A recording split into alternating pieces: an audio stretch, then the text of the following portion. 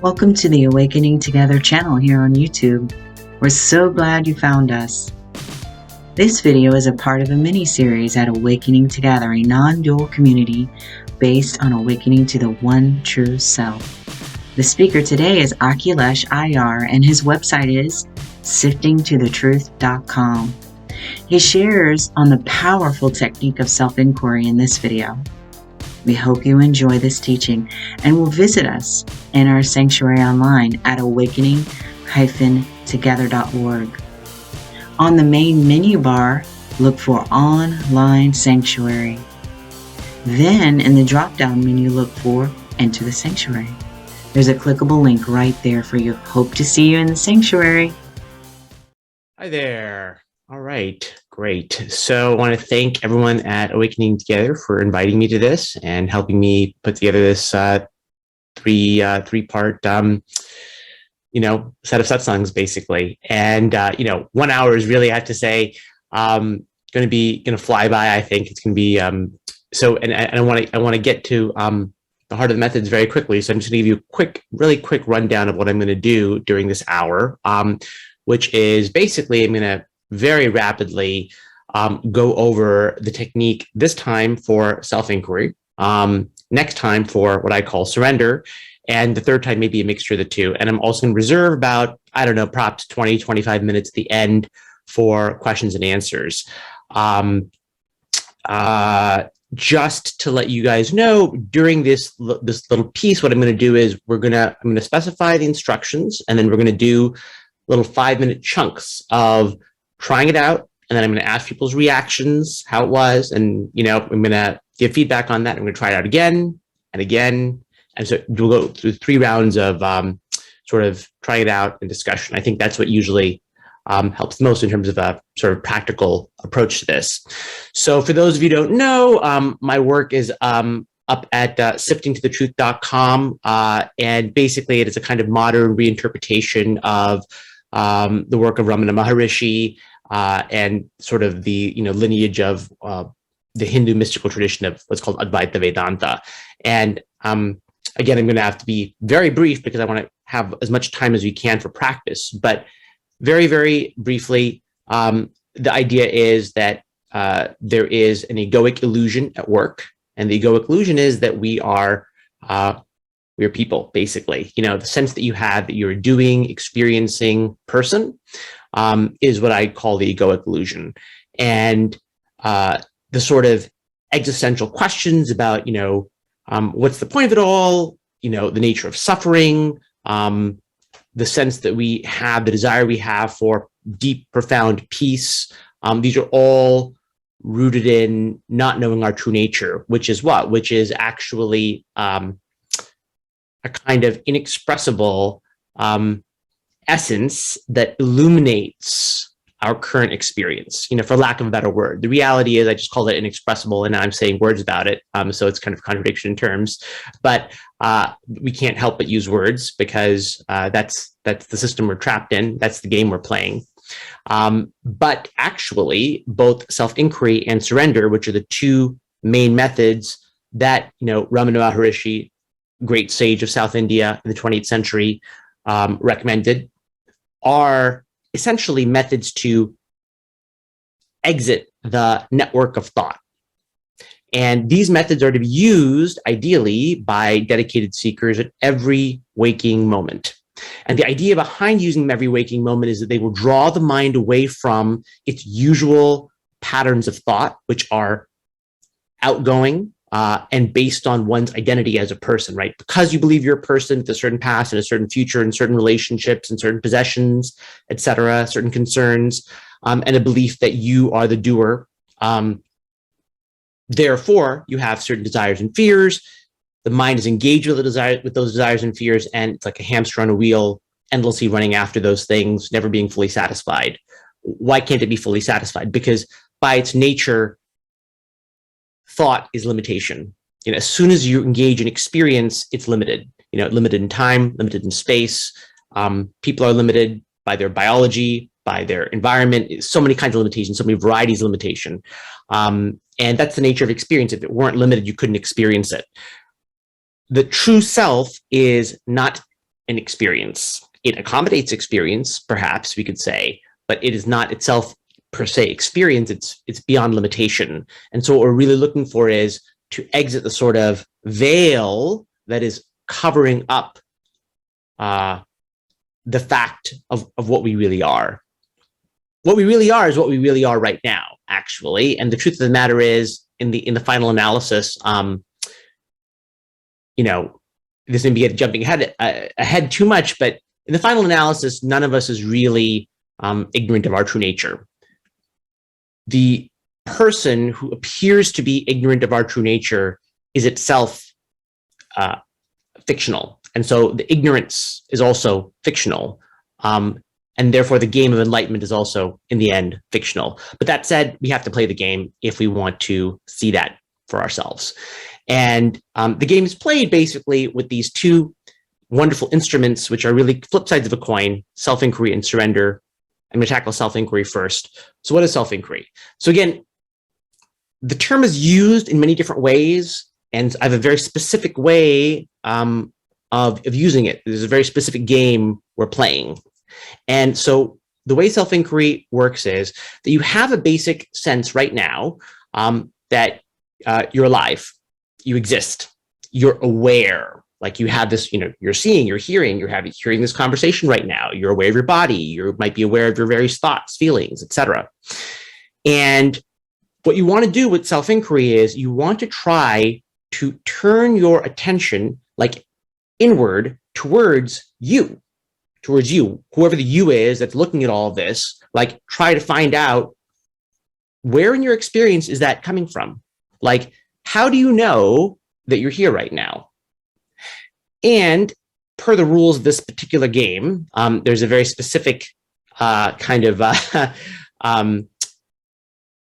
proviso, which is that if you try to find yourself or find the awareness that is aware of all of this, or, we can use so many different metaphors, right? Turning the sort of camera in at itself, right? Essentially trying to find it. If you try that and you end up with really anything of which you are aware, that cannot be the answer to the question because you're aware of it.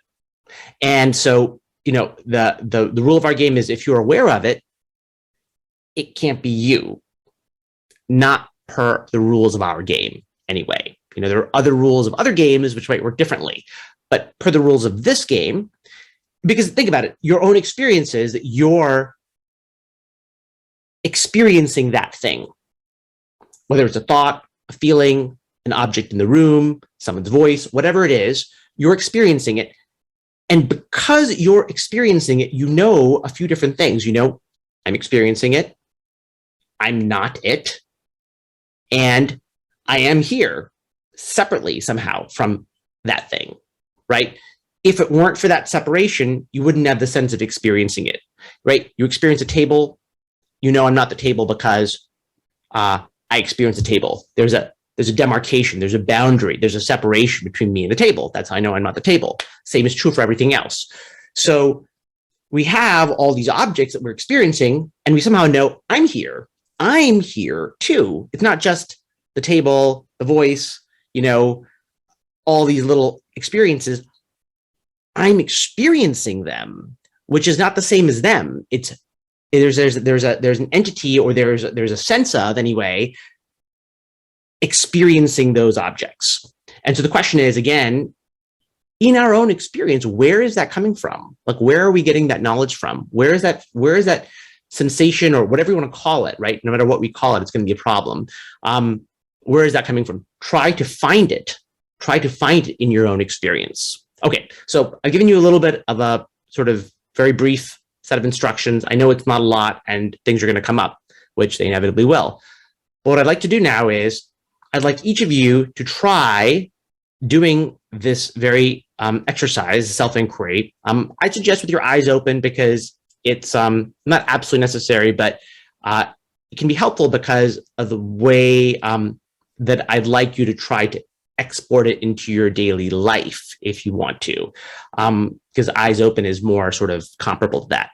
So I'm going to set a 5-minute timer, and I'd like each of you to try this exercise silently. And at the end of the timer, I'm going to ask for some of your reactions, and we'll talk about it.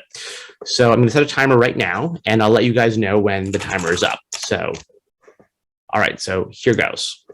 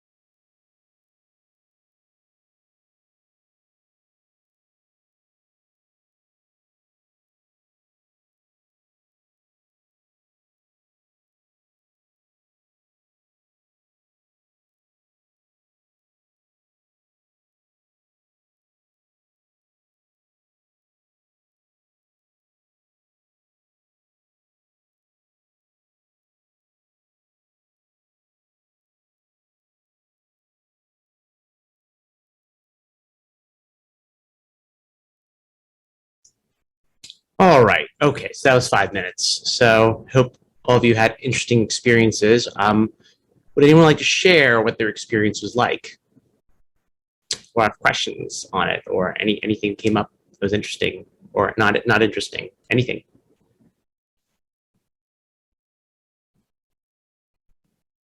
I don't know how picking people, by the way, works. Like, people can just unmute themselves, or I'm not sure how that works. They can raise their virtual hand, that might be the best, and then unmute themselves. That makes sense. You can raise your hand by activating your Zoom toolbar. Click on reactions, which is that little smiley face, and then click on raise hand.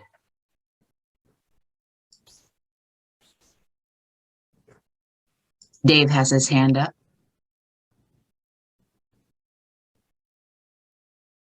So, so Dave, I guess you would unmute yourself, I suppose. Is that right? Yeah, can you hear me? Yes. Hi, Dave. Hey. So we've talked before, and during this exercise, I feel like pretty quick to the quiet kind of mind state. It still feels like there's someone who's enjoying that quietude. And, you know, and then the thoughts come up that, like, well, I'm looking for what's aware of this. And those are pretty easily dismissed because they're recognized as thought. And I guess the only question is, like, just continue with the searching for that, whatever it is that's aware of that quiet, of that peace. It kind of feels like sensation of falling too, slightly, which I know is like another thing I'm aware of. So it's not exactly what I'm looking for, but just some interesting new landmarks, I suppose, since I first started this practice, you know, a few weeks ago. Yeah, that's great. Yes, exactly. So you know, several interesting things you said, right? So, you know, first of all, you went straight to a place of quiet, which is great because you've already been practicing this for a few weeks, and then you noticed that, oh yes, well, the quiet is not me because I'm aware of it, which is exactly right. And then, you know, looking for who's aware of that, and the sensation of falling, which again, right, precisely, that also something which you're aware, so that can't be you either. And then looking again for who's aware of that. So it's exactly the right sequence, right? So a continuous series of objects arises, and you keep noticing, this is not me, this is not me, this is not me. I'm aware of it, I'm aware of it, I'm aware of it. But where are you is the question. And so this is the riddle. So yeah, that's great. That's great, Dave. Thank you. Kieran, I think you have a question. I think someone else was before me. Was it Christy? Oh, okay, sure. Let's see, Christy, you have a question? Thank you, Kieran. That was very nice of you. I asked the question, two questions really. One was who sees this, whatever I'm seeing, or who hears this, and who is aware. So there was a distinction in my mind between the awareness and who's actually perceiving or experiencing is a better word.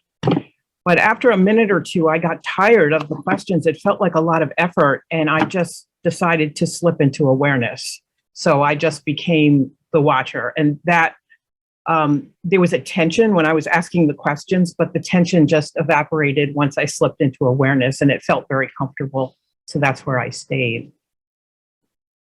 Okay, that's an interesting experience. So, so Christy, you know, it's interesting. I will note a couple things. So one is, at least so there are different standpoints. I mean, different people have different, you know, philosophies and mentalities in terms of, you know, the degree of effort and tension that is there in these practices. And my sense is that for most people, effort is in fact, you know, required for quite a while, because what happens is that there's like what makes it effortful is really the pull on the mind to go towards its usual habits, basically, you know, which I call attachments, but really the mental habits, call them what you will, they're all sort of reinforcing your usual identity.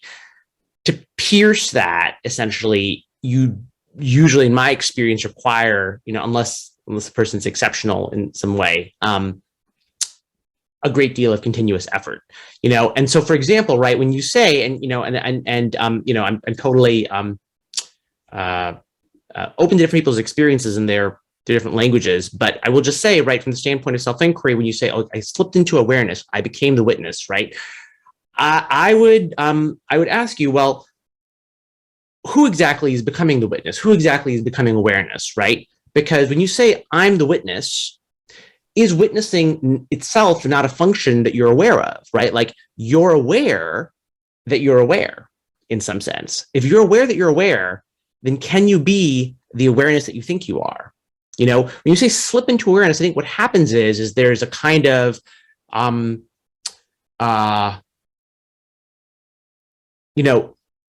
it's a sense, there's a sense of calm or peace, I can think, that can come with a certain kind of zoning out, let's call it that. Okay. And it can feel like, oh, that's great. That's simple because it's effortless. And it's nice as long as it lasts. But the problem is it doesn't actually, it doesn't protect you from the mental habits that are going to crop right back up. Basically, it doesn't, because you need basically a degree of hypervigilance, essentially. So, and then earlier you said, oh, you talked about, right, the difference between the perceiver and, the awareness, and so many questions. You're right also, by the way, that it doesn't have to be so many questions. Even the question, who am I? It's really, you can use the words, and I think most people need to use the words for a while, but ultimately what it really is a looking for something, in a way similar, not exactly the same as, but similar to, let's say, like, if you were looking for, where does it itch? Exactly. Itches somewhere. I can feel the itch, but where exactly is it?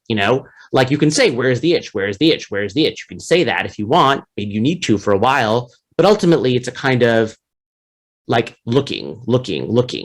And in this case, the looking, which is effortful indeed, and does bring up tension because of the effort. I agree it does, is required because otherwise, again, the tension is because of the habits that don't want you to put that effort in, essentially, that don't want you to look inward. They pull you into the usual habits. So anyway, that's what I'd say. Others?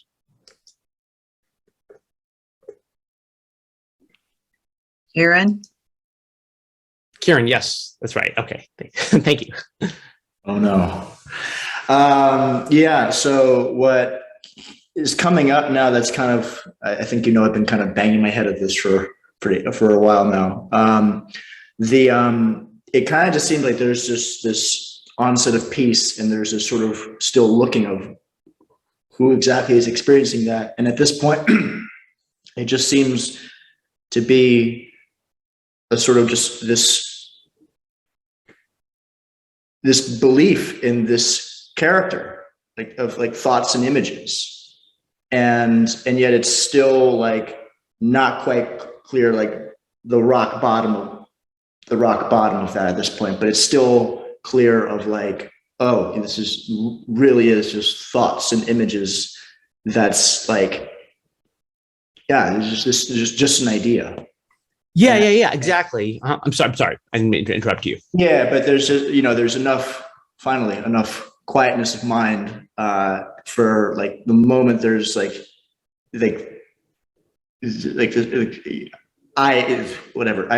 engage in self-inquiry.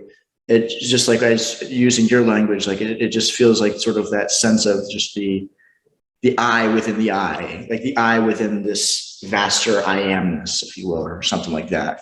The spacious mind or something like that. And it's pretty automatic at this point. So, yeah, I guess it just keep staying with it, but. Yeah. So it sounds like, right. So it sounds like, as you're going into inquiry, you're seeing more and more clearly that the thoughts and feelings that you thought were you, are not in fact you, that there's a network of thoughts and feelings that comprise this sort of false sense of you. And yes, I mean, that is exactly a very important function that self-inquiry performs. And yet you say, yes, there's even a sense like it feels like sometimes like there's an I within a vaster I, which is also a very good thing. Stuff still. all that's just more stuff. Yeah, And right. Precisely. Correct. what is it that's still aware of all of this as That's right. it's happening? That's And- right.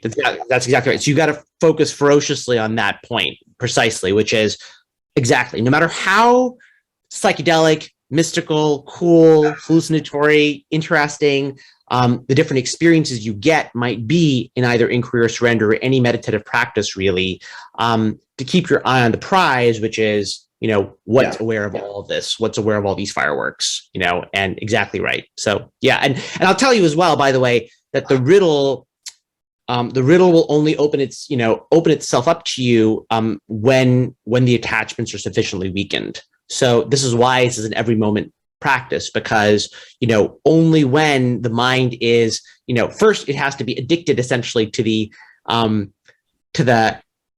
nectar of relative, not absolute, but relative inner peace that comes from practicing inquiry, rather than the peace that comes from pursuing external things, basically.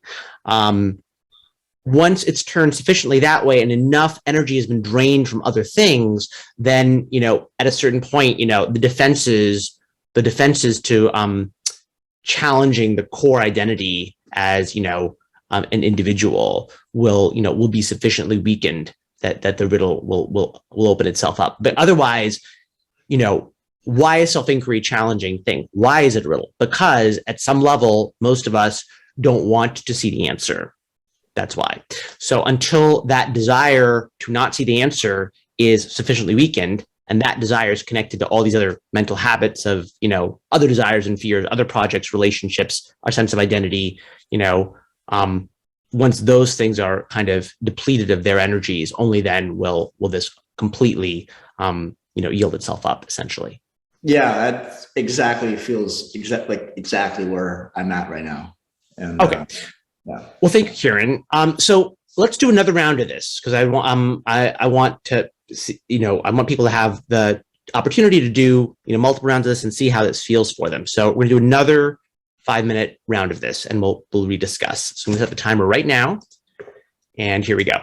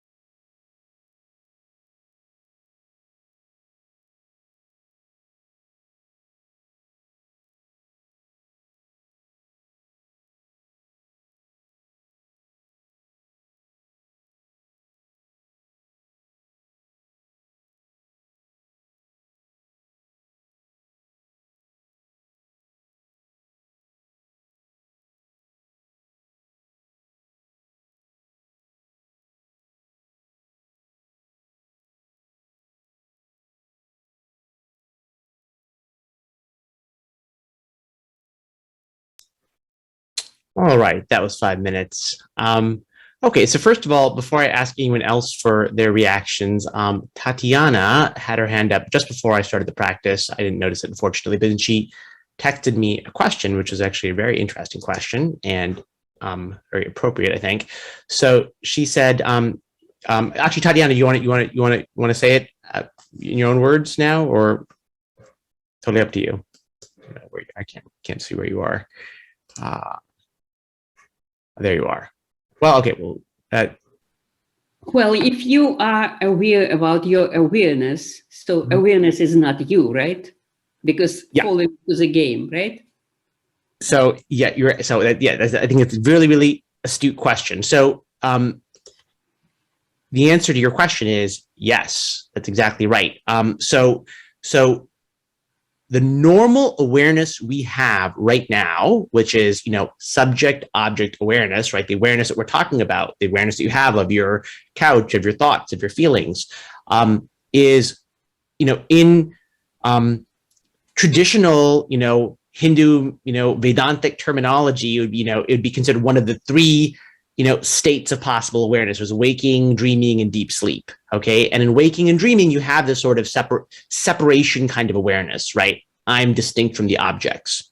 In deep sleep, you don't. You have a lack of separation. There's no separate sense of I, and there's no separate sense of objects. But here's the thing. You transition between the states. So deep sleep cannot represent the truth, but neither can waking or dreaming. So this state right now, which we're in, which is a subject-object separate kind of awareness, that awareness can indeed is not us. Correct. Exactly. So why then do people say, the true self is, consciousness with a capital C or awareness with a capital A? It's because there is, our true self is a kind of awareness in some sense, but it's an awareness, which is not the same as the awareness of the waking state. It is that which is aware of, in some sense, if you'd like to put it this way, the waking state, and also of the deep sleep state. But, it's dangerous using that terminology because that suggests, again, because our notion of awareness is so rooted in waking state awareness that if I say that what we really are is what's aware of the waking state, that suggests there's some kind of hyper waking state where, it's like virtual reality or something like that. That's what it suggests.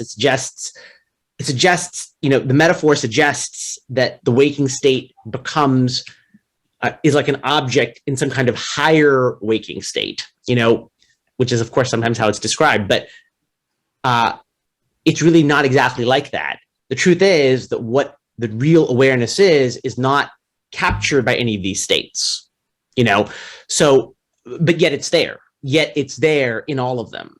So anyway, Tatiana, the point you're making is exactly right. So, when you pierce through the final sort of base level entity here is the very sense that we are aware in the first place, right? What we started with, which is, oh yeah, of course, I'm here, I'm alive, I'm aware. And then we hunt down that sense of awareness through self-inquiry. Well, the final recognition will be that our initial assumption was in some sense not what it seemed to be. That our initial sense of being aware, can't be exactly what it purports to be, because we can't be what we think we are. What is it that we think we are? We think that we are the awareness that's aware of these objects in the waking state. That's what we think. But that notion is, not exactly right. I hesitate to call it exactly wrong because that's not exactly true either. But it's not what it seems to be. So anyway, the point you're making is exactly right. That is the subtlest piercing of that inquiry is trying to go to. It's trying to go to that fact that yes, the waking state itself is in some sense a thought. Other questions or reactions to how that was? Anyone to raise their hand on their little thing if they have a question or reaction of any kind? Priya? Hi. So for me, the first exercise, I mean, really all I was conscious of was my breathing. That's it. I didn't have any thoughts of any sort. And so my question is, was I supposed to be asking myself, who am I? Who am I? I just immediately was into no thought and breathing. And then on the second time that we did it, there weren't many thoughts, but I was aware of certain sensations in my body.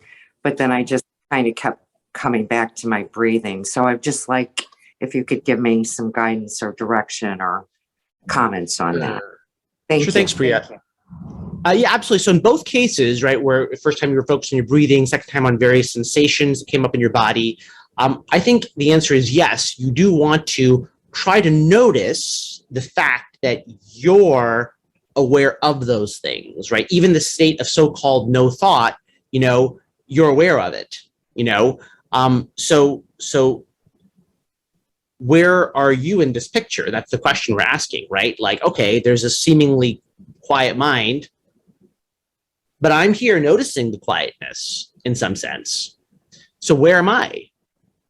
That's the question, right? And again, you can ask it verbally or you need not ask it verbally. The point is that there is some sense you have, some awareness you have of the distinction between you and your experience. So where are you? Turn towards you. Where are you in this setup? That's where the magician does not want you to look, right? The magician has you redirected, looking over where the magician wants you to look, and not where he's actually hiding the rabbit or whatever it is. So this is the same idea that we're constantly looking where we're supposed to, rather than where the I, which is the magical concept at the heart of all of this, is really hidden. Yeah, I hope that was helpful. Yeah, it was, but I want to say that I was, I guess, consciously trying to,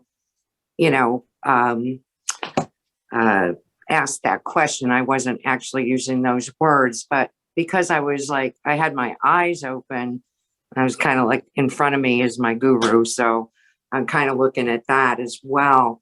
But at the same time, trying to redirect, so to speak. But it seems like there was little effort. And I guess I'm just looking for a little more, if you could give a little more direction there. Because it seems, I wasn't repeatedly asking, who am I? But I was trying, I guess I was, I was just, I was aware of that, trying to ask it, but not actually with words. So I don't know if that makes sense. Well, if you're trying to ask it, then that was correct, and these, but basically, right.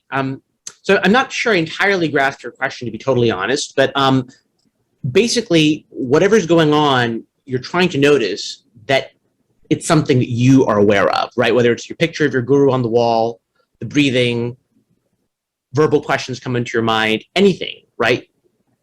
You're trying to notice the fact that you're aware of them.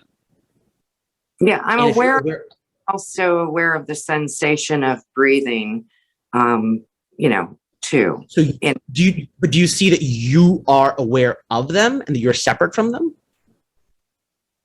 Separate.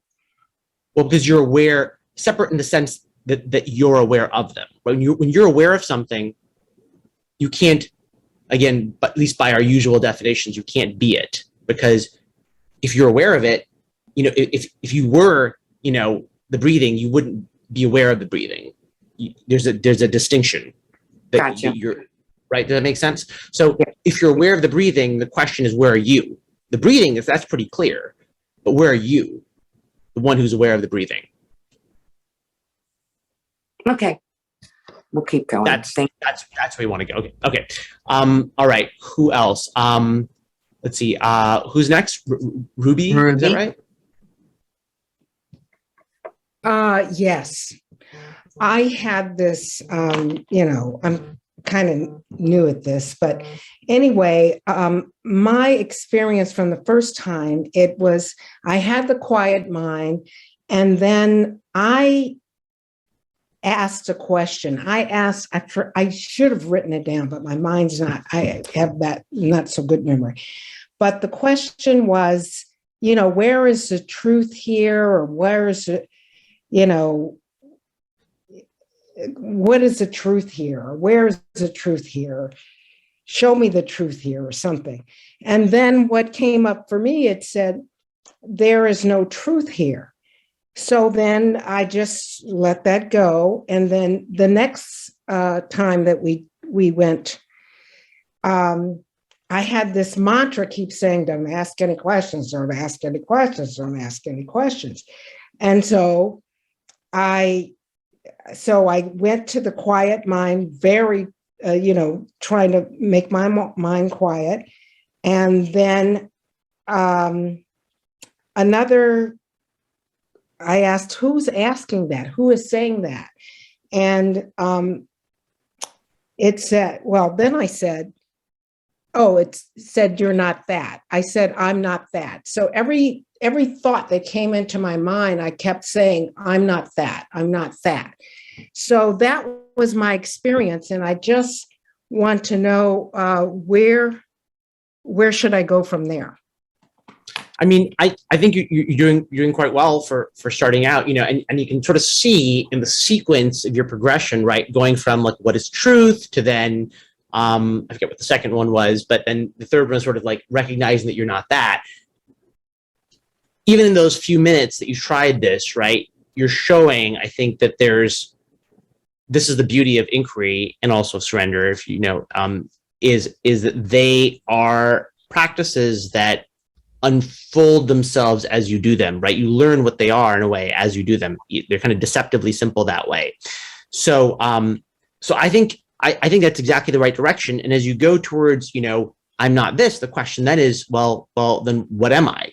Mm-hmm. So as you notice what you aren't, really what you should try to recognize in that moment is that you're there as the noticer of what you're not. Yeah. So where is this you that is noticing that I'm not this? Yes. Can you pinpoint that? Because you know it. It's in your experience, right? You're like, oh yeah, I'm here. I'm the one who's saying I'm not this. You even said, I think that was your second thing, right? Who's saying these words? So that I who's aware that they're not this or they're not that. Where is that? How do you know that's there? That's you in some sense. So where are you? So that's what you're trying to hunt down. And as you hunt it, you keep running across these other objects, like other things, other thoughts, other feelings, things that you're aware of, things that aren't you. And you have to keep relentlessly redirecting to, who am I then? Where am I? Show me me, the one who's aware that I'm not these things. Does it make sense? Yes, thank you very much. Thank you. All right. Let's see who's next here. I think, let's see. I know Dave and Ella had their hands up, but I'm going to go just briefly first to Martha, just because she hasn't had a chance to speak yet. Martha? Hi, thanks. Excuse me. I had kind of an odd experience, so I'm not sure if I've even come at it, but so I began to ask the question, who am I? And all of a sudden I got this image of a house of mirrors, and I realized that I was a trick, that I couldn't be anything, like I could never find me because there wasn't a me. So I don't know. And then, so that was the first time. And then the second time, this image came of that I'm a cosmic onion. And and it said, you know, the layers are the memories of the experiences, but there's no me in there, so I can't be that. So I don't know if I don't know what I did or didn't do, but anyway, it was kind of funny. Yeah, well, both of those are very fun metaphors. I like them both, the Hall of Mirrors and the onion. And I have to say, there's a sense in which those are true, right? Because this is a Hall of Mirrors we're talking about, and this is a cosmic onion, and so there is, I think you're intuiting that there is a kind of trick here that's at work, which is absolutely correct. That said, we can't jump to the conclusion that you're not there at all, because clearly you're experiencing. That's the groundwork. It may be the case that what you are isn't what you seem to be. That's true. But the very thought of it can't be found, there is no me, it's a trick, this is totally futile, are themselves thoughts of which you are aware. Mm-hmm. So, self-inquiry would suggest, well, who's aware of these thoughts? So you have to relentlessly notice the fact that you're here, being aware of these thoughts of futility. And there is a trick, but the thing is, but that doesn't mean that it's a futile quest. And what it means is that the way in which the answer arises can't be conceived of in the current perspective. That's really what the case is. And that current perspective, inquiry will systematically break that perspective down and permit something else to arise, basically. But so I want to say your intuitions are in a sense correct, but they're not wholly correct. You have to go past them, basically. Great, thank you. Sure, you're very welcome. All right, Ella, would you like to ask your question? Yeah, sure. I actually have to ask, so when you question the who am I, so after some time, there comes a point where it's just, you say to yourself, let me stay with the I. So when you stay with the I, you can see that how your mind goes to different things. So at that time, should we stay with the I, like, or still question? Like, because staying with the I is like, it's a good state in the sense that you can see that how the mind is going to different things, and then you try to bring it back to the I. So should you stay at the I, or you still question who am I? All right, so this is a great question. So, and it shows how tricky, the mind is. So look at the way you phrase that, right? Should we stay with the I? Should we stay with the I? Well, think about that for a second. So the I, per our initial definition, is that which is aware of things. So who would be staying with the I exactly? What would the I then be in that case? The I would then have to be a thing of which you're aware. So the I that you'd be staying with would not be the I. What happens is that people, and this is in a way the entire framework of self-inquiry, mislabel something as the I. The one who is staying with the I, who's that one? That's what we're interested in. That's the actual I. This is a problem even calling it the I. I do this all the time myself because it's very hard to prevent yourself from doing it, in language. But I can't be staying with the I over there. The I over there is just a feeling. It's just a feeling that I've labeled as the I, but it's not the I. It's something of which I'm aware. It might be a feeling of peace. It might be a feeling of bliss. It might be a feeling of silence. It might be a feeling of calmness. It might be any of those things, which might be this sense, this bodily sense. There's all kinds of sensations and feelings that can be packaged under this label, I. But we know immediately that they're not us in the sense that we're playing the self-inquiry game if we're aware of them. So if we can stay with the I, that means it's not the I at all. Does that make sense? Because we can see it. That's why. Yeah, exactly. So who's the seer? The seer is the I, not the thing it's seeing. Okay. So Yeah. what you'd be staying with would be not yourself. You'd be staying with some feeling. That's what you'd be staying with. And there are worse things in the world than to stay with a particular feeling, I will say, right? So sometimes that can be helpful, actually, right? There might be a feeling of peace or bliss or something like that. And it might be helpful if you can stay with that. That's not the practice of self-inquiry, but people do it. And it can be useful for certain reasons, but it's not, but with self-inquiry, you want to say, well, who's aware of this? This is not the I. This is just masquerading as the I. This is some feeling which is calling itself I, but it's not me because I'm aware of it. Okay, thanks. I also have one small thing. So sometimes I have the sensation where I can see my heartbeat going very fast. So it's like before I sit even to meditate, I can see my heartbeat is like going very fast, and it is happening often with me. So I'm not sure, like, why is it there at all? Well, that is very hard to say. I can't tell you without knowing a lot more information about you what the exact reasons for that might be. But from the standpoint of self-inquiry, it doesn't matter. You just say, well, who's aware of it?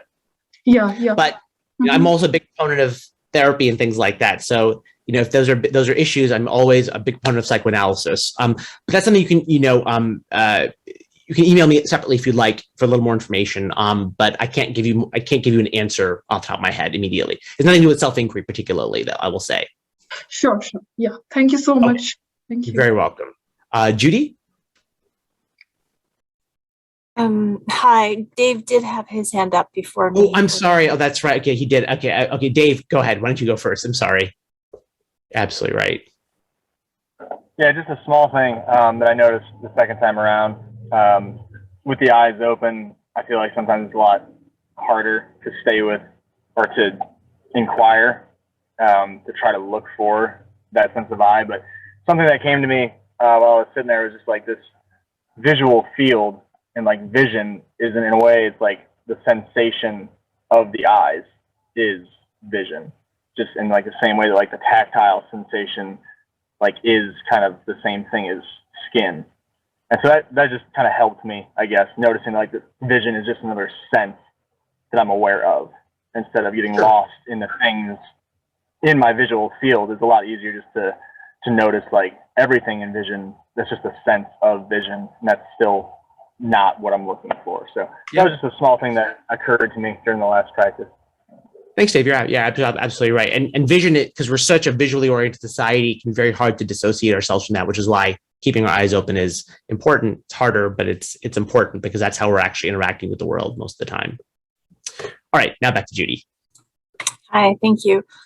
So the first time I felt, I was asking the question, what am I? And it felt really quiet.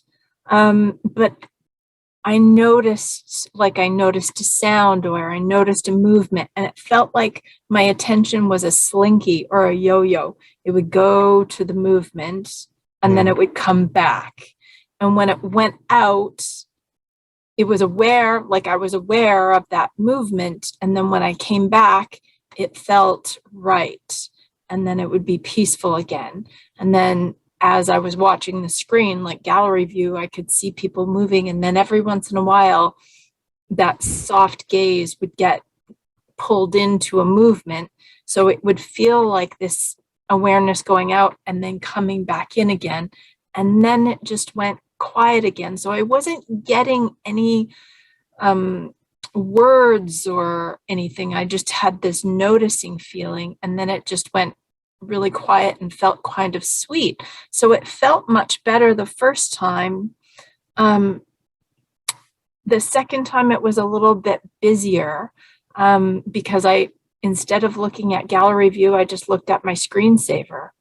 And so my question is, it felt like I was just patiently waiting for an answer. I felt like I was focused, waiting for an answer to this question I was asking. So I guess my fear now, listening to everybody else, did I just get lazy and am I supposed to pierce beyond something? Is that making sense? Well, I mean, no, it makes total sense. I mean, so here's what I would say. I mean, there's different ways, there's slightly different approaches, and some of the very nuances of this really are going to be individual based on going in yourself as you just have. But I will just point out, right? So this very interesting picture you have of the slinky and the mind going outward and back inward in this yo-yo kind of fashion, I think is very true and very interesting. And from the inquiry standpoint, what I want you to notice is that the entire experience of the slinky, both the outward and the inward, are both in your awareness. So the question is, where are you, the one who's watching the slinky,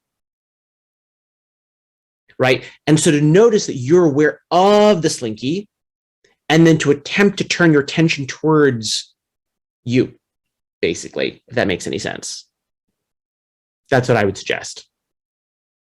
You know, asking and waiting patiently is also, you know, it's also a nice strategy. I mean, you know, anything you're focused on in that way is good. But I would suggest that you know, when you are asking the question, that basically what it really, yeah, basically what it's pointing to is, you know, if you can turn your attention towards the one who's aware of whatever it is that's going on. And in your case, it was this interesting metaphor of the way the mind's sort of, you know, pumping back and forth. Okay. Does that make any sense? Is that helpful? It does. So anything that I am noticing, just keep asking again, what am I? What is witnessing this? Or what's aware of that? And even if I'm not getting anything from that, that's still part of the game. It's all part of the game. If you can notice, right? Try to notice, like, where, because you're here aware of this slinky-like motion, right? So where are you, right? Where you're here, the one who's noticing that motion. If you can try to like recognize it, I'm aware that I'm aware of the slinkiness, you know? So where, you know, that curiosity, you know, like how do I know that? How do I know that fact? So it's giving up seeking an answer. It's just being really focused on where am I? Yeah, I mean, yes, I think that's right. I think that is actually seeking the answer in an interesting way, you know, because you're looking for what's in your experience. You're just looking for that fact. That fact is there, and you're trying to figure out, well, how do I know this information? All right, thanks, Judy. Well, I think we've come up to the boundary of our time for this session. So our next session, I guess, will be next Sunday, an hour earlier, I think, if I'm not mistaken, from 6 to 7 Eastern. And I want to thank you all for joining me. And next session, we will cover surrender in pretty much similar sort of way. Again, if you have any other questions or anything like that, feel free to email me on my website at siftingtothetruth.com, SIFTING to thetruth.com. I'll put it in this chat real quick. And I look forward to seeing you all next Sunday. Thank you so much.